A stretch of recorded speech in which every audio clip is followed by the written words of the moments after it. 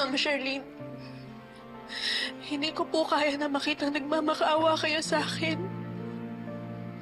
Pero iniisip ko po kasi, paano naman po ako? Paano yung mga pinagdaanan ko sa loob ng kulungan? Pati po si Kuya Busoy nadamay pa. Lalaban po ako para sa hustisya sa sarili ko.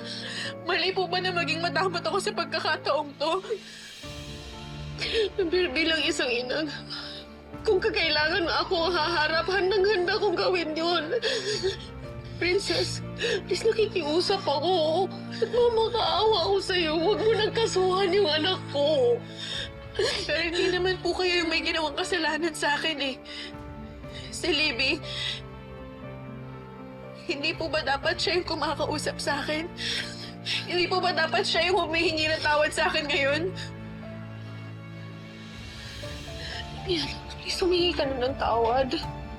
Alam natin that you owe her an apology.